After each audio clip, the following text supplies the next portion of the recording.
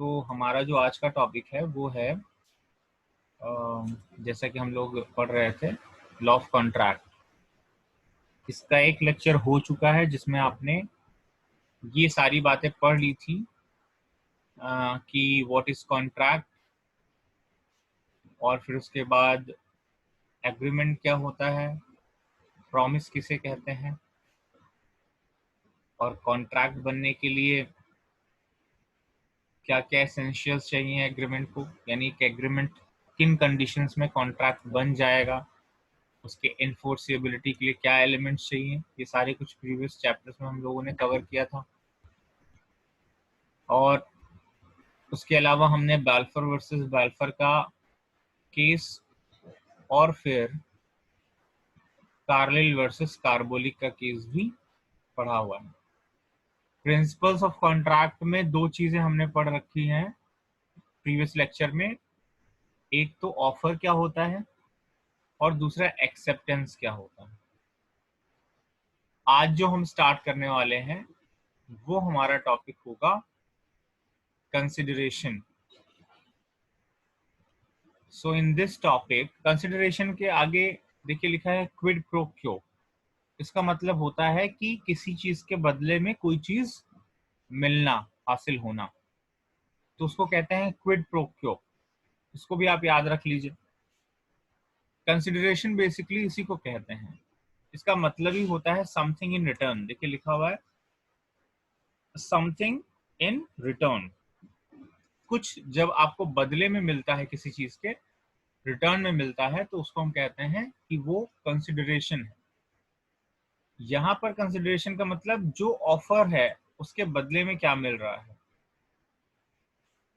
Consideration can be in the nature of act और फॉरबियरेंस।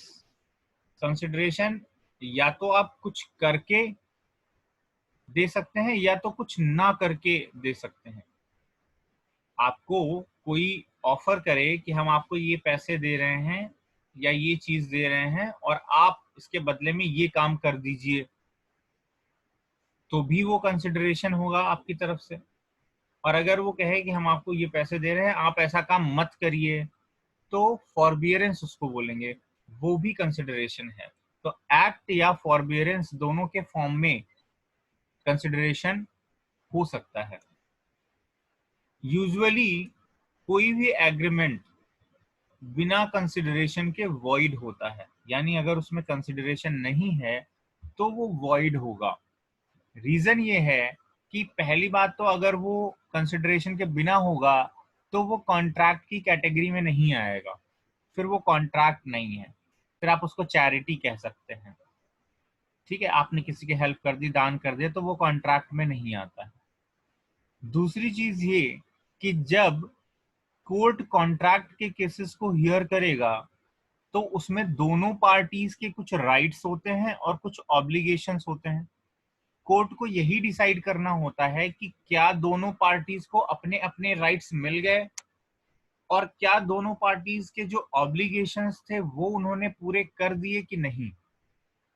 लेकिन जब कंसिडरेशन एक पार्टी की तरफ से होगा, दूसरी पार्टी की तरफ से नहीं होगा, तो उसकी रिस्पॉन्सिबिलिटी कोर्ट में तय नहीं हो पाएगी। इसलिए ये एक वॉइड कॉन्ट्रैक्ट की फॉर्म में आ जाएगा और ये एनफोर्सिएबल बाय लॉ नहीं होगा। ऐसे केसेस में one party is getting something from the other without giving anything to other, यानी कि एक पार्टी दूसरे से कुछ पा रहा होता है लेकिन उसको बदले में कुछ नहीं दे रहा होता है, तो हम कहेंगे कि this agreement is without consideration और इसीलिए वो वॉइड हो जाता है। लेकिन इसका एक एक्सेप्शन भी दिया हुआ है। वैसे तो कई एक्सेप्शन हो सकते हैं, लेकिन आपके केस में एक एक्सेप्शन जो दे रखा है बुक में वो हम लोग डिस्कस कर लेते हैं।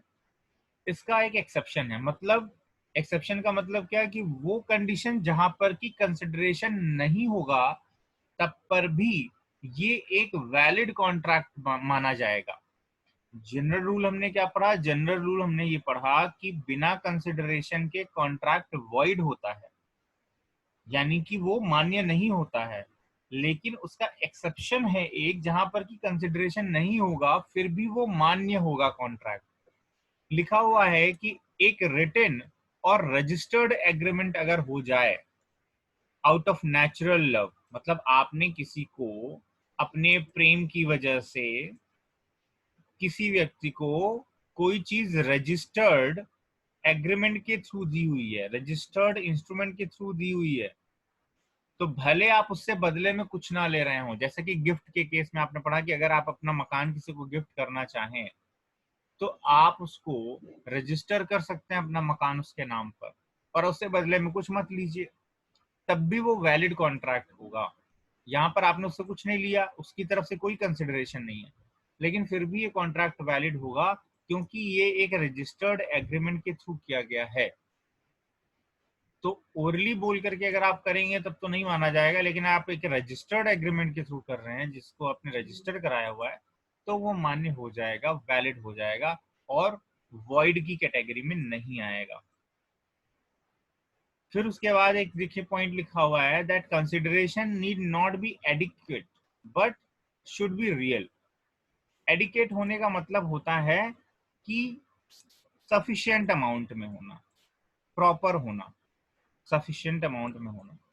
जैसे कि मान लीजिए आपने कहा कि हम अपनी कार बेचना चाहते हैं किसी पर्सन को, अब आपकी कार जो है उसकी कीमत मार्केट में 20 लाख रुपए है, और क्योंकि आप सेकेंड हैंड बेच रहे हैं फिर भी वो 2-4 महीने पुरानी ही है, तब भी उसकी कीमत आपको 15 लाख 10 लाख रुपए मिल सकती थी। लेकिन फिर भी आपने कहा कि भाई क्योंकि हमारा फ्रेंड है जिसको हम बेच रहे हैं तो हम उसको 5 लाख रुपए में बेचना चाहते हैं, तो कोई दिक्कत नहीं है, आप उसको 2 लाख में बेचिए, 1 लाख में बेचिए, 5,000 10,000 20,000 जितने भी चाहे बेच दे। एडिक्वेट अमाउंट ना होगा तब भी चलेगा, तो इसको बोलते हैं कि वहां पर जो आपने कंसिडरेशन उसका तय किया है वो एडिकेट नहीं है उसकी वैल्यू के हिसाब से, लेकिन फिर भी वो वैलिड है, उसमें कोई दिक्कत नहीं है, लेकिन ये रियल होना चाहिए, कंसिडरेशन रियल होना चाहिए, फिक्सिशियस नहीं होना चाहिए। उसके बाद consideration may be past present और फ्यूचर। कंसिडरेशन आप चाहें तो कह सकते हैं कि भाई जो पास्ट में हमने आपको दिया था उसके बदले में हम ये चीज कर रहे हैं, तो वो भी कंसिडरेशन माना जाएगा। कि मान लीजिए आपके ऊपर किसी का उधार बचा हुआ है, साल 2 साल बीत गए आप नहीं लौटा पा रहे हैं, तो आपने कहा कि अच्छा ठीक है हमारा जो पुराना कर्ज है तुम्हारे ऊपर 2-2.5 लाख रुपए का, उसके बदले में हम अपनी ये सेकंड हैंड कार तुम्हें दे देते हैं, तो वो पास्ट कंसिडरेशन हो गया। पुराना आपका कंसिडरेशन बचा हुआ था लौटाने को, उसके बदले में आपने अपनी गाड़ी दे दी। प्रेजेंट हो सकता है जब आप अपनी कार बेच रहे हैं या खरीद रहे हैं किसी की कार, तो तुरंत आपने उसको जो पेमेंट कर दिया वो प्रेजेंट हो गया।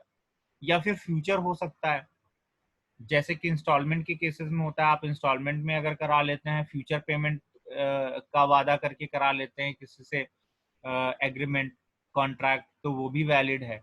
यानी कि पास्ट कंसिडरेशन के बेसिस पर, प्रेजेंट कंसिडरेशन के बेसिस पर और फ्यूचर का वादा करके अगर आप कोई ट्रांजैक्शन करते हैं, कॉन्ट्रैक्ट करते हैं, तो ये तीनों ही वैलिड हैं, इनवैलिड नहीं हो जाएगा। लेकिन जो कंसिडरेशन होना चाहिए वो इलीगल, इमोरल या पब्लिक पॉलिसी के अगेंस्ट नहीं होना चाहिए। इलीगल का मतलब कोई भी ऐसा काम करने का वादा आप नहीं करेंगे कंसिडरेशन में, या ऐसा काम करने का ऑफर या प्रॉमिस नहीं हो सकता है जो कि इलीगल हो, अनलॉफुल हो। कोई भी ऐसा एक्ट, किसी के यहाँ चोरी करने का आप प्रॉमिस कर दीजिए किसी से कंसिडरेशन में कि ठीक है तो हमें इतना पैसा दो, हम उसके यहाँ चोरी करके ले आएंगे, उसकी गाड़ी चुरा लेंगे, या किसी के यहाँ डाका का डालने का, किसी का मर्डर करने का, तो वो तो इलीगल हो गया। इमोरल का मतलब कोई भी इमोरल एक्ट, जैसे कि किसी को पैसे देकर प्रोस्टिट्यूशन के लिए कहना, तो ये भी क्या हो गया, ये इमोरल एक्ट की कैटेगरी में आ जाएगा। तो इसको भी हम क्या कहेंगे, ये कंसिडरेशन गलत है, ये कंसिडरेशन माना नहीं जाएगा, इसमें वॉइड हो जाएगा आपका कॉन्ट्रैक्ट। या अपोज टू पब्लिक पॉलिसी हो, यानी पब्लिक के वेलफेयर से जिसका के लिए जिसका नुकसान हो, यानी पब्लिक वेलफेयर जिससे हैम्पर होता हो, जिससे ऑब्स्टेकल क्रिएट होता हो पब्लिक के लिए, ठीक है। कोई भी ऐसी चीज हो सकती है जैसे कि आपसे कहा जाए कि आप पैसे ले लीजिए, आप लोग हमारे साथ धरने प्रदर्शन में चलिए और रोड ब्लॉक कर दीजिए, तो वो पब्लिक पॉलिसी के अगेंस्ट है। यानी कोई भी ऐसी चीजें कि आपसे कहे कि बस में तोड़ फोड़ कर दीजिए, मेरे साथ चलिए, हम आपको इतने इतने पैसे देंगे सबको, तो ये सारी पब्लिक वेलफेयर से रिलेटेड चीजों का नुकसान करना, पब्लिक पॉलिसी को नुकसान पहुंचाना है। ये सारी कैटेगरीज में आपका कंसिडरेशन जो आप कर रहे हैं बदले में पैसे के, या जो प्रॉमिस कर रहे हैं, वो सारी चीजें क्या हो जाएंगी, इनवैलिड हो जाएंगी, और आपका कॉन्ट्रैक्ट या एग्रीमेंट जो होगा वो इनवैलिड हो जाएगा इसकी वजह से। तो कंसिडरेशन के बारे में ये सारी चीजें हैं। फिर एक एग्जाम्पल दिया हुआ है, तो कंसिडरेशन में हमने क्या पढ़ा कि consideration means something in return, और कंसिडरेशन एक्ट के फॉर्म में हो सकता है, फॉरबियरेंस के फॉर्म में हो सकता है, यानी कुछ करने या कुछ ना करने दोनों का ही हो सकता है कंसिडरेशन, दोनों के थ्रू कंसिडरेशन किया जा सकता है। फिर है बिना एग्रीमेंट का जो बिना कंसिडरेशन का जो एग्रीमेंट होता है वो क्या हो जाता है, वॉइड हो जाता है। ये एक जनरल रूल है, लेकिन इसका एक एक्सेप्शन भी है कि अगर आप आउट ऑफ नेचुरल लव किसी को कुछ चीजें रजिस्टर्ड एग्रीमेंट के थ्रू दे रहे हैं, तो आप भले उससे बदले में वो चीजें ना लीजिए, मतलब कुछ भी कंसिडरेशन में ना लीजिए, आपका जो कॉन्ट्रैक्ट होगा वो वैलिड रहेगा, यानी कंसिडरेशन ना होने की वजह से वो कॉन्ट्रैक्ट आपका इनवैलिड नहीं हो जाएगा। फिर उसके बाद है कि कंसिडरेशन एडिकेट अमाउंट में अगर नहीं भी होता है तब भी उससे कॉन्ट्रैक्ट की वैलिडिटी पे कोई असर नहीं पड़ता है, कम ज्यादा हो सकता है, लेकिन ये रियल होना चाहिए। और कंसिडरेशन पास्ट प्रेजेंट और फ्यूचर तीनों ही टाइम के लिए हो सकता है। उसके अलावा ये इलीगल, इमोरल और अपोज टू पब्लिक पॉलिसी नहीं होना चाहिए। तो कंसिडरेशन के बारे में ये सारी चीजें आपको याद रखनी है। एक एग्जाम्पल इसका हम लोगों को देखना है, वो बुक का ही एग्जाम्पल है जो आपकी बुक में दिया हुआ है। एग्जाम्पल लिखा हुआ है कि जैसे ए ने अपनी कार सेल करने का ऑफर बी को दिया 50,000 में। ए क्या है, ए यहाँ पर है ऑफरर, बी हो गया ऑफरी, ये हो गया ऑफरर, ये हो गया ऑफरी। बी ने इस ऑफर को एक्सेप्ट कर लिया, जैसे ही एक्सेप्ट किया तो ये बन गया एग्रीमेंट, एग्रीमेंट हो गया। ए ने जो है अपनी कार बी को दे दी और बी ने उसको 50,000 रुपए दे दिए। दोनों को एक दूसरे के प्रॉमिस के बदले में जो मिला वो उनका कंसिडरेशन है। जैसे ए के लिए कंसिडरेशन क्या है, ए के लिए कंसिडरेशन है 50,000 रुपीज जो उसको मिला, ठीक है। A offers to sell his car for 50,000, तो ए को मिल गया 50,000 और बी को क्या मिल गया, कार मिल गया। तो ए के लिए 50,000 कंसिडरेशन, बी के लिए कार कंसिडरेशन, ये उनका कॉन्ट्रैक्ट पूरा हो गया। एक केस लॉ है, इंपॉर्टेंट है, इसको ध्यान से सुन लीजिए, क्योंकि केस लॉ से हमने पहले भी बताया डायरेक्ट क्वेश्चंस जो हैं वो पूछे जाते हैं। ये केस है दुर्गा प्रसाद वर्सेस बलदेव का। आपको पता है कि जो सिविल केसेस में, क्योंकि कॉन्ट्रैक्ट का मामला है ना, तो सिविल की कैटेगरी में आता है, ये सिविल केस है। सिविल केस में जिसका नाम पहले लिखा होता है वो कौन होता है, वो होता है प्लेंटिफ। यानी कोर्ट में कौन व्यक्ति गया है, दुर्गा प्रसाद गया है, ठीक है। इस बात को भी समझना जरूरी है, ये प्लेंटिफ है, इसने प्लेंट फाइल करी है कोर्ट में। और ये रिस्पोंडेंट है बलदेव, या डिफेंडेंट भी कह सकते हैं, ये डिफेंडेंट है बलदेव, जिसका नाम बाद में लिखा होता है। तो दुर्गा प्रसाद वर्सेस बलदेव के केस में देखिए क्या हुआ था कि जो प्लेंटिफ है, यानी कि जो दुर्गा प्रसाद है, उसने कुछ दुकानें कंस्ट्रक्ट करवाई थी, उसने कुछ दुकानें बनवाई थी डिस्ट्रिक्ट कलेक्टर के ऑर्डर पर, उसकी रिक्वेस्ट पर। क्योंकि दुर्गा प्रसाद एक बड़े सेठ थे उस टाउन के, तो वहां के डिस्ट्रिक्ट कलेक्टर ने कहा कि भाई यहाँ लोगों को रोजगार मिले, इसके लिए आप क्या करिए कि कुछ दुकानें बनवा दीजिए यहाँ पर, ऐसी उन्होंने रिक्वेस्ट कर दी। इसको मानते हुए दुर्गा प्रसाद ने क्या कर दिया, कुछ दुकानें बनवा दी, उसमें मार्केट बनवा दिया। अब ये जो शॉप्स कंस्ट्रक्ट हुई, बाद में उसको दुर्गा प्रसाद ने किराए पर उठाया, कुछ लोगों को किराए पर उठा दिया कि आप इसमें बिजनेस करिए, जाहिर सी बात है दुकानें बनी है तो किराए पर तो जाएंगी ही, तो किराए पर उठाया गया और उससे उन्होंने क्या किया, रेंट लेना शुरू किया अपने दुकानदारों से। ठीक है, फिर उन्होंने क्या किया कि उनसे रेंट के अलावा 5% का कमीशन भी मांगा कि 5% का कमीशन भी हमें चाहिए, जितने भी गुड्स तुम्हारे बिकेंगे उसमें हमें 5% का कमीशन चाहिए। तो जो बलदेव हैं ये उनके क्या थे, एक किराएदार थे, दुकान इन्होंने किराए पर ली थी, तैयार हो गए कि ठीक है हम 5% देंगे।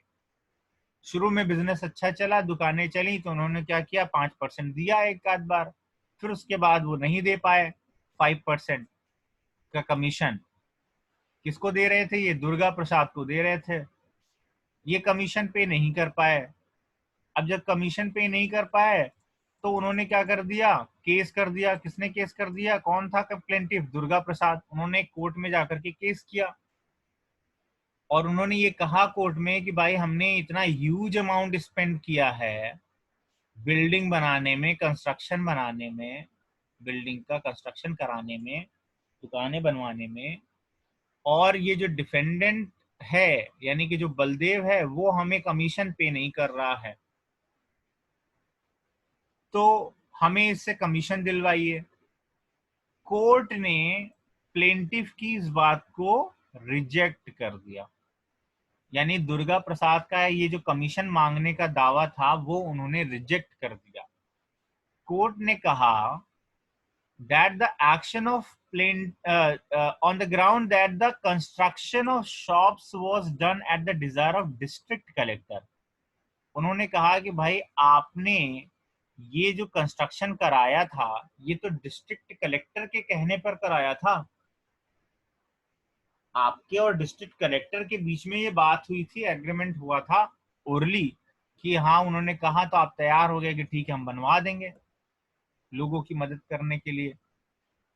तो डिस्ट्रिक्ट कलेक्टर से आपकी ये बात हुई थी, आपने जो कंस्ट्रक्शन में पैसा लगाया जिसके एवज में आप कमीशन मांग रहे हैं, रेंट मांग रहे हैं, वो तो ठीक है कि आपने किराए पर दिया, किराए का आप पैसा लीजिए, लेकिन जो आप कंस्ट्रक्शन बता करके कि हमने इतना पैसा कंस्ट्रक्शन में लगाया है और हमें 5% कमीशन हर आर्टिकल पे चाहिए, वो कमीशन आपको नहीं मिलेगा, क्योंकि ये दुकानें बनवाने के लिए आपसे डिफेंडेंट ने नहीं कहा था, बलदेव ने नहीं कहा था कि आप दुकानें बनवाइए, वो तो आपसे डिस्ट्रिक्ट कलेक्टर ने कहा था, आपने उनकी रिक्वेस्ट पर बनवाया था। तो इसमें बलदेव आपको पे नहीं करेगा क्योंकि इसमें बलदेव को कोई कंसिडरेशन नहीं मिल रहा है ना। बलदेव के कहने पर अगर आपने बनवाया होता तो बलदेव का कंसिडरेशन था कि उसके कहने पर आपने दुकान बनवाई, कोई एक्ट किया तो उसके बदले में वो आपको कमीशन दे, तो वो आपके और उसके बीच का कंसिडरेशन नहीं पूरा होगा।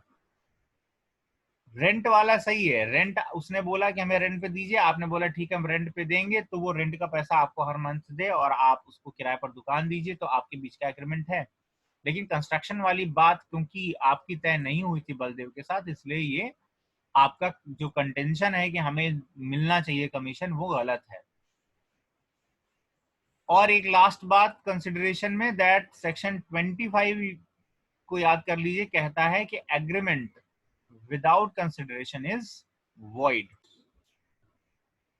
तो हम लोगों ने कंसिडरेशन के बारे में देख लिया है, दुर्गा प्रसाद का केस देखा है, और सेक्शन 25 देख लिया है इंडियन कॉन्ट्रैक्ट एक्ट का, कि एक जो जनरल रूल है वो ये है कि एग्रीमेंट जिसमें कोई कंसिडरेशन नहीं होता है वो वॉइड कहलाता है। वॉइड मतलब अमान्य, वॉइड एब इनिशियो मतलब कि वो शुरू से ही उसकी कानूनी मान्यता नहीं है। सेकेंड है कैपेसिटी टू कॉन्ट्रैक्ट, इसके बारे में हम लोग ने टीपीए एक्ट में भी जो है थोड़ा सा डिस्कशन किया था, यहाँ पर थोड़ा और डिटेल में पढ़ेंगे इसको। तो पहली चीज जो कैपेसिटी टू कॉन्ट्रैक्ट में है, यानी कि कोई व्यक्ति कॉन्ट्रैक्ट करने के लिए कैपेबल कब होगा या किन किन बातों का उस व्यक्ति के अंदर होना जरूरी है कॉन्ट्रैक्ट करने के लिए, वो यहाँ पर लिखे हुए हैं। तो पहली चीज, that the person who is major, जो 18 ईयर्स या उससे ज्यादा की एज का है उसको मेजर कहते हैं, ऐसा पर्सन कॉन्ट्रैक्ट करने के लिए सक्षम होगा, कैपेबल होगा। इस चीज का एक एक्सेप्शन भी है और काफी इंपॉर्टेंट है एग्जाम पॉइंट ऑफ व्यू से। एग्जाम पॉइंट ऑफ व्यू से जो एक्सेप्शंस लिखे हैं आपके में, जिन बातों के आगे सेक्शन मेंशन किया गया है, जो इलस्ट्रेशंस दिए हुए हैं, जो केस लॉस दिए हुए हैं, ये बहुत इंपॉर्टेंट है। ये आपको एकदम रट लेना है, समझ लीजिए। समझ तो रहेंगे आप, लेकिन रट लीजिए। तो एक्सेप्शन क्या है, यानी कि एक ऐसी कंडीशन दी हुई है जहां पर कि अगर मेजर नहीं भी होगा, यानी 18 ईयर से उससे ज्यादा का नहीं भी होगा, तब भी वो कॉन्ट्रैक्ट वैलिड हो जाएगा। ऐसी एक कंडीशन है, तो वो इस जनरल रूल का एक्सेप्शन हो गया। ये जनरल रूल क्या है कि 18 या उससे ज्यादा एज होनी चाहिए। इसका एक्सेप्शन ये है कि अगर कोई माइनर यानी 18 साल से कम का कोई बच्चा कॉन्ट्रैक्ट में एंटर करता है और इस कॉन्ट्रैक्ट के एनफोर्स होने से, लागू होने से उस माइनर का फायदा होता है, यानी माइनर के बेनिफिट के लिए जो कॉन्ट्रैक्ट किया गया है माइनर के द्वारा, ऐसा कॉन्ट्रैक्ट वॉइड नहीं होगा। It will not be held to be void. अगर किसी कॉन्ट्रैक्ट में माइनर का फायदा हो रहा है उस कॉन्ट्रैक्ट से, तो ऐसे कॉन्ट्रैक्ट को वॉइड नहीं कहा जाएगा। जबकि जनरल रूल क्या है कि कोई भी माइनर अगर कॉन्ट्रैक्ट में एंटर करेगा तो वो कॉन्ट्रैक्ट वॉइड हो जाएगा। इसका एक एग्जाम्पल भी दिया हुआ है, नीचे ही दिया हुआ है, हम आपको दिखा भी देते हैं। जैसे एक इलस्ट्रेशन दिया हुआ है, इसमें देखिए लिखा हुआ है कि ए एक पर्सन है जो कि मेजर है, यानी 18 ईयर्स से ज्यादा का है। उसने बी को, जो कि एक माइनर है यानी 18 साल से कम उम्र का है, उसको अपना कोट बेचने का ऑफर किया कि मेरे पास एक कोट है। इस कोट की कीमत ज्यादा थी, मतलब 10,000, 12,000, 15,000, कुछ भी आप मान लीजिए, इतनी कीमत का ये कोट था। इसको इसने कहा बी से कि हम तुम्हें 3,000 रुपए में दे देंगे। कौन कह रहा है, ऑफर कर रहा है? ए कह रहा है। ए क्या है, एक मेजर है, यानी 18 ईयर से ज्यादा का है। किसको कह रहा है, ये ऑफर दे रहा है? बी को। क्या बेचना चाह रहा है? कोट बेचना चाह रहा है। कोट की कीमत कितनी इसने बताई है, कितनी लगाई है? 3,000 रुपए। असल में कोट कितने का है? ज्यादा कीमत का है। बी ने इस ऑफर को एक्सेप्ट कर लिया और 3,000 रुपए दे दिए, यानी उस माइनर ने 3,000 रुपए दे दिए। अब बाद में ए ने क्या कहा? ए कहता है कि ये कॉन्ट्रैक्ट तो वॉइड है, हमें अपना कोट वापस चाहिए। ये कॉन्ट्रैक्ट वॉइड है क्योंकि ये पर्सन जो जिससे हमने कॉन्ट्रैक्ट किया बी, वो तो माइनर है।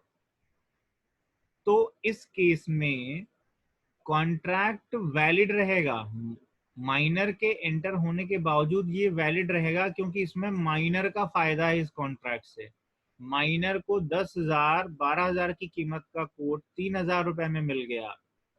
तो इससे माइनर का फायदा हो रहा है, माइनर के बेनिफिट के लिए ये कॉन्ट्रैक्ट है। इसलिए यहाँ पर उसके माइनर होने के बावजूद ये कॉन्ट्रैक्ट वैलिड ही रहेगा, इसको इनवैलिड नहीं कह सकते।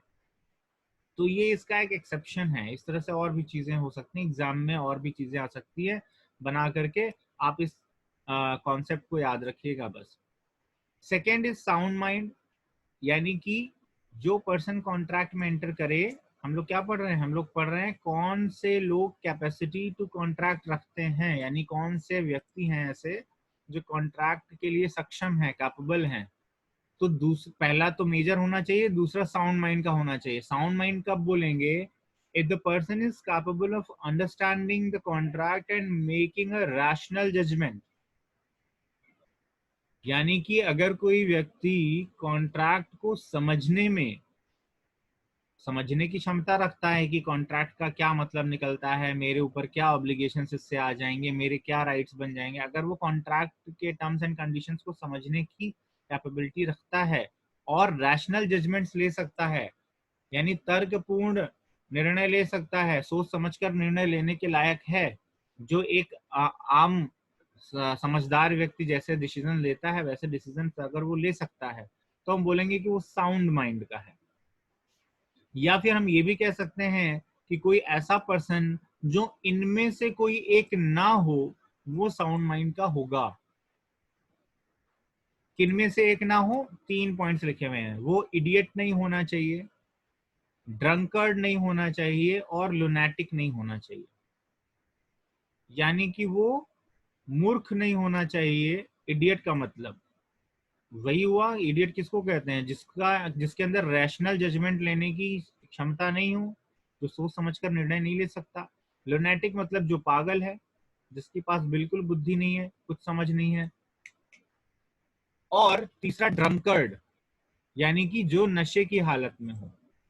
ऐसे पर्सन को कहा जा रहा है कि ये लोग अनसाउंड माइंड के कैटेगरी में आते हैं और इसलिए ये कॉन्ट्रैक्ट के लिए एलिजिबल नहीं है। फिर तीसरा क्या होना चाहिए, पहला हमने पढ़ा कि मेजर होना चाहिए, 18 ईयर से ज्यादा का होना चाहिए। दूसरा हमने पढ़ा कि साउंड माइंड का होना चाहिए। और तीसरा हम पढ़ रहे हैं कि वो पर्सन लॉ के द्वारा डिस्क्वालीफाई नहीं किया गया हो, not be disqualified by law, नहीं किया होना चाहिए। तब हम कहेंगे कि वो कॉन्ट्रैक्ट कर सकता है। अब कौन से ऐसे पर्सन हैं जिनको डिस्क्वालीफाइड बाय लॉ समझा जाता है, तो उसके लिए देखिए, सबसे पहला पर्सन एलियन एनिमी।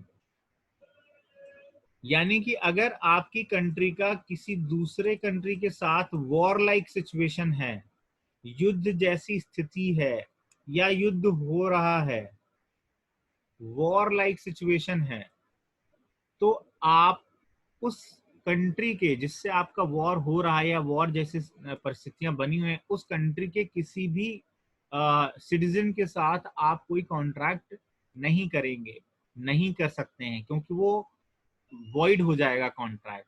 वो पर्सन डिस्क्वालीफाइड बाय लॉ है, लॉ में लिखा हुआ है कि ऐसे पर्सन के साथ आप नहीं कर सकते, इसको डिस्क्वालीफाइड डिक्लेयर किया गया है। तो ये एलियन एनिमी है। एलियन का मतलब दूसरे देश का, एनिमी जो शत्रु देश का हो। ऐसा व्यक्ति आपका क्या हो गया, एलियन एनिमी हो गया, उसके साथ आप नहीं कर सकते कॉन्ट्रैक्ट। दूसरी चीज, फॉरेन सॉवरेन, किसी दूसरे कंट्री का राजा या दूसरे कंट्री की सरकार, उसको फॉरेन सॉवरेन कहते हैं। तो किसी दूसरे कंट्री की गवर्नमेंट के साथ, या अगर वो मोनार्की सिस्टम है वहां पर, तो किसी दूसरे कंट्री के राजा के साथ आप कोई भी कॉन्ट्रैक्ट नहीं कर सकते हैं। उससे कॉन्ट्रैक्ट में एंटर करने का जो एलिजिबिलिटी है वो केवल आपकी गवर्नमेंट को है। आपकी गवर्नमेंट चाहे तो उनके गवर्नमेंट के साथ एग्रीमेंट्स कर सकती है, लेकिन आप एज अ सिटीजन इस कंट्री के वहां पर नहीं कर सकते, क्योंकि माना जाता है कि इक्वल कैपेबिलिटी के लोगों के बीच में कॉन्ट्रैक्ट होना चाहिए और वो आपसे सुपीरियर है, तो सुपीरियर के साथ नहीं हो सकता। एक सिंपल रैशनल रीजन जो है वो यही है। इंसॉल्वेंट, जिसको कोर्ट के द्वारा इंसॉल्वेंट डिक्लेयर कर दिया गया हो, यानी कि ये डिक्लेयर कर दिया गया हो कि अब वो अपने जो उसके एसेट्स हैं, उसके जो एसेट्स हैं, उन एसेट्स से वो अपनी लायबिलिटीज को पूरा करने में सक्षम नहीं है। अगर किसी के एसेट्स जो होते हैं वो उसकी लायबिलिटी के कंपैरिजन में बहुत कम होते हैं, तो उसको इंसॉल्वेंट डिक्लेयर कर दिया जाता है। यानी उसके एसेट्स को बेचकर भी उसका कर्जा नहीं लौटाया जा सकता। तो इसका मतलब उस पर्सन ने इतना कर्जा ले रखा था पहले से ही, इतने लोगों से ऑलरेडी कॉन्ट्रैक्ट कर रखे थे, कर्जा ले रखा था कॉन्ट्रैक्ट करके, कि उसके पास पैसे नहीं है अब दूसरों के पैसे लौटाने के लिए, लाइबिलिटीज पूरी करने के लिए। तो ऐसे पर्सन को कोर्ट जब इंसॉल्वेंट डिक्लेयर कर देता है, तो वो एक तरह से चेतावनी होती है बाकी लोगों के लिए कि आप इसके साथ कॉन्ट्रैक्ट मत करिए। ये पर्सन के पास एसेट्स नहीं है, ये आपसे हो सकता है कल को उधार लेने का कोई कॉन्ट्रैक्ट करने लगे और आपका कर्जा लेकर भाग जाए, तो कोर्ट डिक्लेयर कर देती है इंसॉल्वेंट उसको।